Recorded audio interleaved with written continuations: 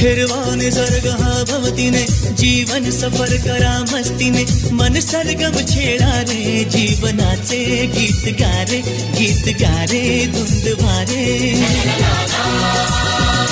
हो नवे पंख पसरा उंच उंच लहरा नवे पंख पसरा उंच उंच लहरा भिर भिर जा रे गीत हिरवा निसर्गः भवतीने जीवन सफर करा मस्तीने मन सरगम छेडा रे जीवनाचे।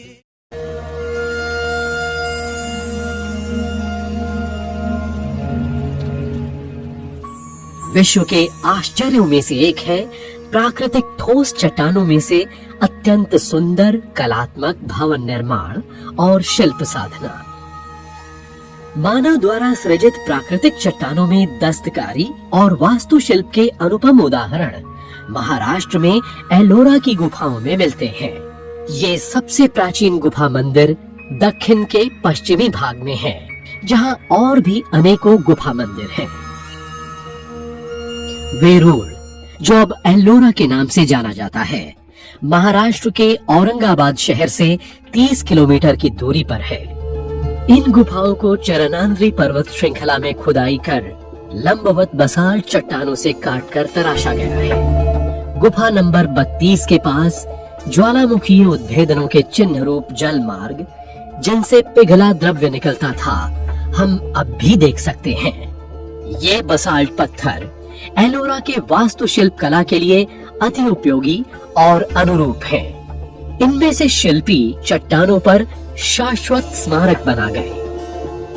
पुरातत्ववेत्ताओं ने प्रमाणित किया है कि 20,000 वर्ष पूर्व ये स्थान लोगों से आबाद था। ईसा के आदिकाल में इस क्षेत्र में शातवाहन वंश के राजाओं का शासन था। उस समय एलोरा एक प्रमुख केंद्र बना। व्यापारियों और वणिकों की सहायता के अलावा राजकीय संरक्षण भी एलोरा को मिलता था। गुफा नंबर 15 के पीछे की दीवार पर राष्ट्रकूट के दंडी दुर्ग के आश्रय और संरक्षण के बारे में वर्णन किया गया है। ये राजा ईसा पश्चात 753 से 787 में हुए थे। फिर गुफा नंबर 16 में एक शिलालेख कृष्ण एक को समर्पित है, जो कैलाशनाथ मंदिर से संबंधित थे और दंडी दुर्ग के चाचा व उत्तराधिकारी थे। एलोरा को काल क्रमानुसार विभाजित नहीं किया जा सकता। इसे धर्म मतानुसार क्रमबद्ध कर सकते हैं। अजंठा के असमान एलोरा केवल बौद्ध गुफाओं तक ही सीमित नहीं है।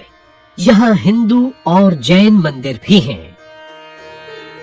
अनेक बौद्ध और हिंदू गुफाएं राष्ट्रकूट काल की हैं। जैन मंदिरों का निर्माण बाद में हुआ, चालुक्य और देवगिरी के यादव शासकों के समय में।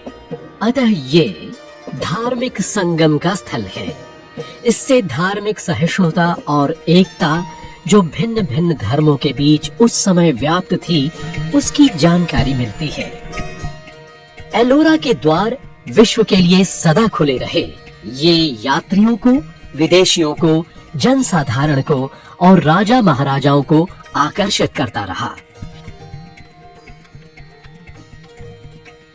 एलोरा की इन गुफाओं का खनन 6ठी शताब्दी में कालीछारी के काल में गुफा नंबर 29 डूमार लेनी गुफा से हुआ। इसके बाद गुफा नंबर 10 या विश्वकर्मा गुफा और 2 ताल और 3 ताल गुफा, जो 11 और 12 नंबर के हैं, ये चालुक्य शासन में शुरू किए गए थे। 7वीं शताब्दी से 8वीं की शुरुआत तक। अंत में गुफा नंबर 15 या शिलालेख गुफा, जो राष्ट्रकूटों के समय की है और 8वीं-9वीं शताब्दियों तक चलती रही। एलोरा में प्रमुख रूप से ब्राह्मण मंदिर हैं। ये 17 हैं, बौद्ध मंदिर 12 हैं और जैन 5। कुल मिलाकर 34 मंदिर हैं। पहले बौद्ध मंदिर बने 5वीं शताब्दी में। इसके पश्चात हिंदू मंदिर गिरिजा नदी के पास।